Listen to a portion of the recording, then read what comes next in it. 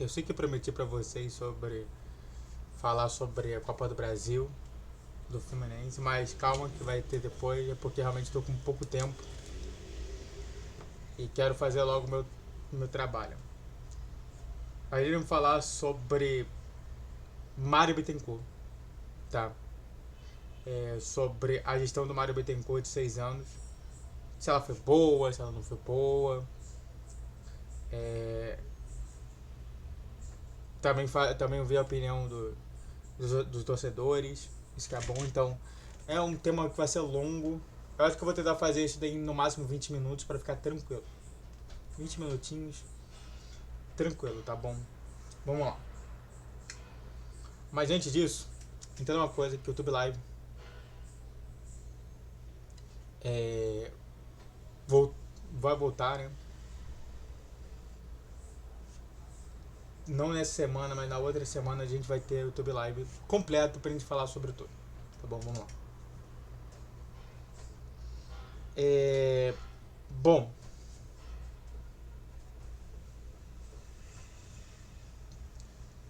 se a gente tem que falar sobre a gestão Mário Bittencourt, a gente tem que entender sobre falar sobre qual gestão. Porque se eu fosse falar da gestão da primeira gestão, eu deveria ter falado lá atrás. Eu não tinha canal lá atrás. Então, eu não acho que seria legal fazer isso. Quando a gente tem que falar da gestão, a gente tem que falar apenas daquele ano. Então, a gente tem que falar apenas de 3 anos atrás. Ou seja, 2025, 2024 e 2023. Que são 3 anos do trabalho de Mário Bittencourt. Ah, você não vai falar então de 2022, 2021, 2020? Não. Não. Ah, mas por quê? Por conta disso. De entender que a gente tem que separar o tempo. Mas você não pode falar um pouquinho? Claro que eu posso. Claro que eu posso. Vamos lá. Um pouquinho sobre isso. Um pouco sobre isso. Segundo o próprio Mário, foi um período de construção do time que já estava destruído e realmente estava destruído. Aquele tempo era o tempo que justamente o Fluminense estava toda hora segurando para não ser rebaixado. Toda hora a gente chegava na última rodada com aquela situação do tipo, será que a gente vai ser rebaixado ou não? Então, foi aquele ano. Se aquele ano foi bom ou não, se aqueles anos do primeiro mandato dele foi bom ou não, é uma outra coisa. E claro, a gente tem que citar um ponto aqui, asterisco aqui, que foi justamente os anos da Covid. Do império da Covid. Então, isso daí tem que ser relevado. Eu acho que é por isso que a gente tem que falar muito pouco sobre isso. Muito pouco sobre isso. Saindo desse tema, da Covid e desse tema do primeira gestão, vamos para a segunda gestão. A segunda gestão do Mário começou dia 23 de janeiro e vai acabar dia 31 de 2025. 23, quer dizer, começou dia 1º de janeiro de 2023 e vai acabar dia 31 de dezembro de 2025, totalizando 3 anos de gestão. Desse tempo de gestão, nós temos 3 campeonatos vencidos. Um campeonato carioca, uma Libertadores e uma Recopa Sul-Americana.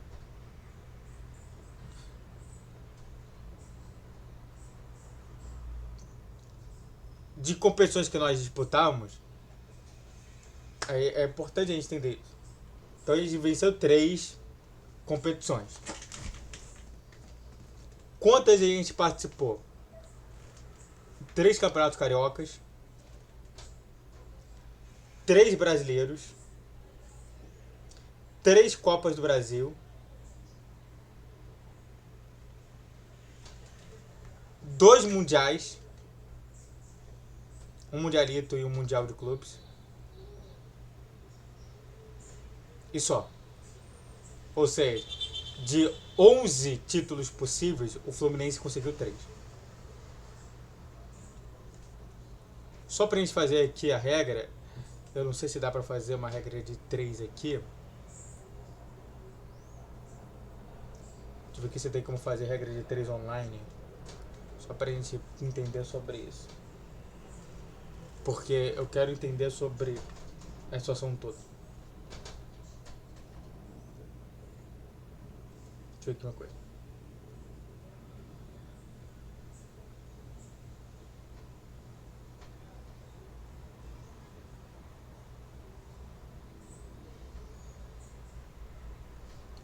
Vamos colocar aqui. Nem precisar do meu computador para fazer isso.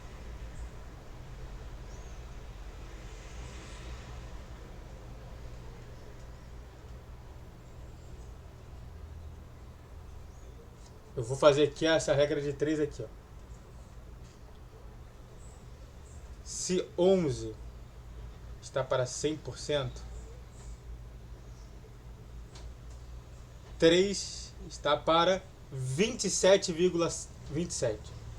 Ou seja, de todas as competições, o Fluminense ganhou mais do que 25, ou seja, mais do que um quarto das competições. Ou seja, de 27 do 7. 27.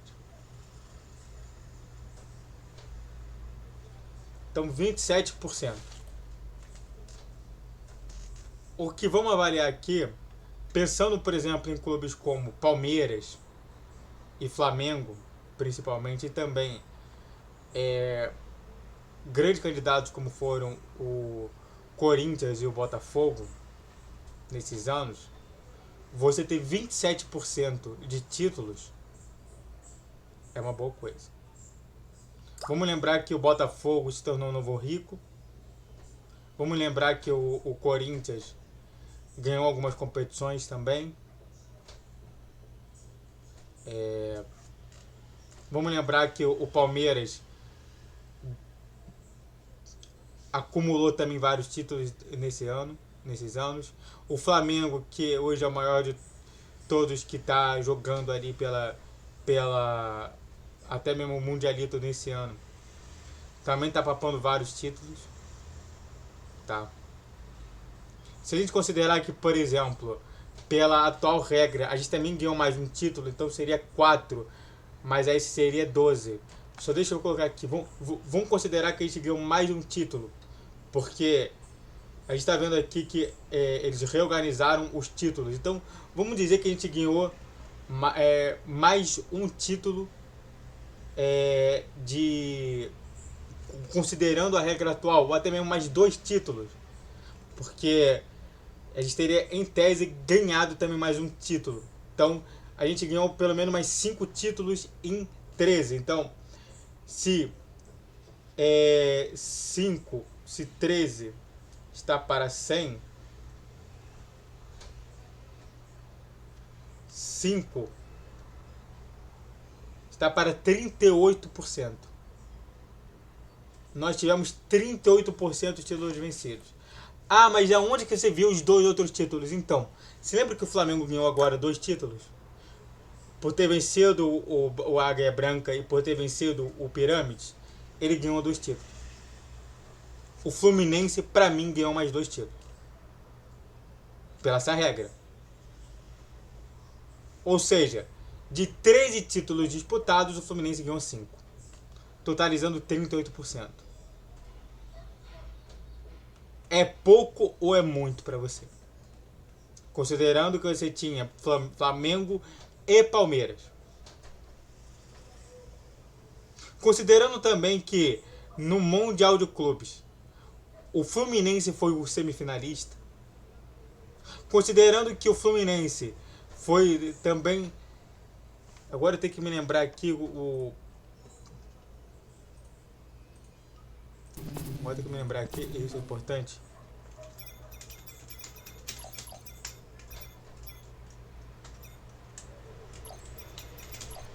Foi Copa do Brasil 2022. Tá. Considerando que o Fluminense chegou em uma semifinal também da Copa do Brasil.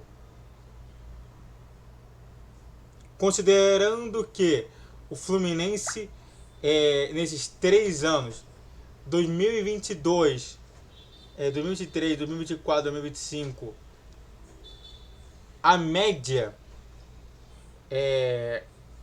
a gente não teve uma boa média no Brasileirão. Em 2023, só deixa eu fazer aqui uma coisa.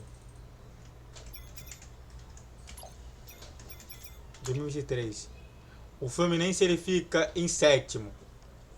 Em 2024, o Fluminense fica em 13º. E em 2025 a gente fica em quinto.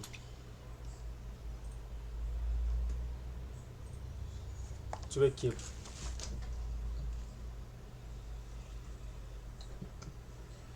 Quinto, sétimo e... deixa eu ver aqui. Média 1 ano.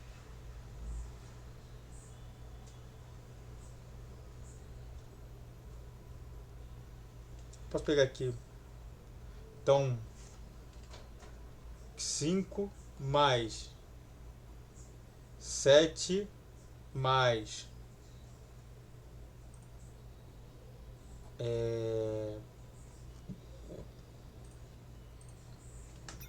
24 mais 13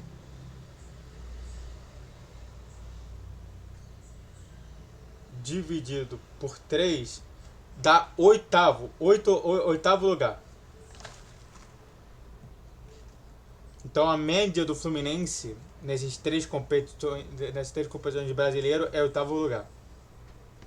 Considerando que temos Botafogo, Palmeiras, Flamengo, o próprio Corinthians, que também ficou muito bem na situação toda. Nós temos ali o próprio Inter, que também teve boas condições. Então, você vê justamente ali a situação de que o Fluminense não está tão atrás assim. Eu tô considerando justamente só isso. Eu não tô falando até agora, eu não dei minha opinião em nada sobre isso. Não dei opinião em nada, eu só fiz contas matemáticas e te demonstrar justamente isso. Então a gente ficou com 38% de títulos que nós pudemos disputar. 38? Não, minto. 38. 38. Na verdade, a história seria 27% dos títulos, considerando que o Fluminense não está muito bem. Exatamente o que eu vi aqui, 27%. O que, pelo estado atual do Fluminense, não é ruim. Agora é a minha opinião.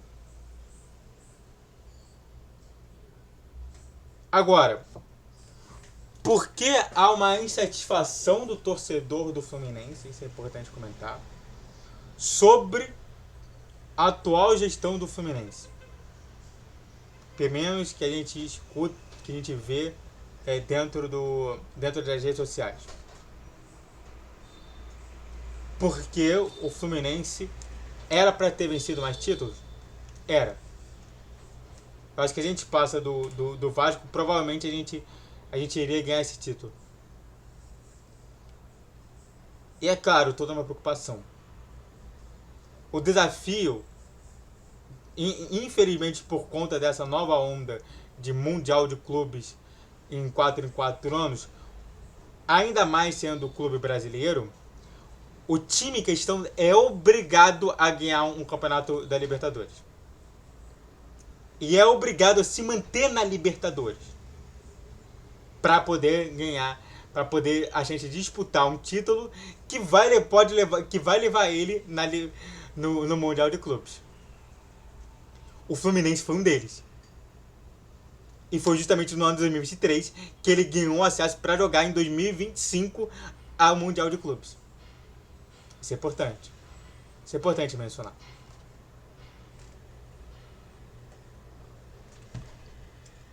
Isso no futebol.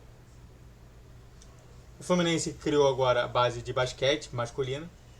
A base feminina de vôlei, uma das melhores, ganhando até mesmo times de alto escalão. Mas claro, ainda não sendo campeões justamente ali de grandes competições. Outras modalidades, o Fluminense indo abaixo do esperado. Mas as 3 competições que a gente tem... E claro, falta ainda vôlei masculino, falta ainda basquete feminino, porque é isso que o Fluminense tem que rodar. Na minha concepção, o Fluminense ele precisa rodar em 3 competições, que são os 3 esportes principais de todo o mundo: futebol, basquete e vôlei. É isso que às vezes tem que entender. Aonde que a gente tem que entrar é nesses 3. E também nos esportes eletrônicos. Tá bom? Em questão de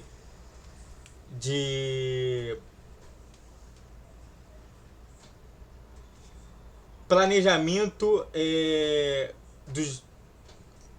É porque eu vou falar uma palavra aqui estranha. Planejamento do hardware, né? Dos produtos. Mais especificamente de Laranjeiras e de Xerém e também do CT Carlos Castilho. Melhorias enormes. De 2023 para 2025 a gente teve melhorias. Que realmente a gente pode dizer. Claramente que o salão de jogos é uma coisa que eu achei muito negativa, porque eu acreditava que poderia ser justamente ali, até mesmo ter uma lan housezinha pequena, para realmente tentar chamar a atenção da garotada que está jogando jogos como League of Legends e Counter-Strike, que é o que chama mais atenção, mas acabou também sendo apenas Play 5 e Xbox One. Tudo bem. É o menos pior, mas ainda é para mim ruim. Promessas de campanha. O Mario fez ali em torno de 20% de promessa de campanha realizada.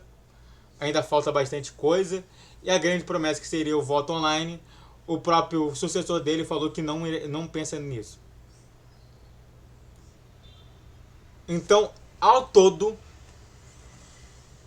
na minha avaliação, a gestão Mário Bittencourt tirou nota... Rumo os tambores.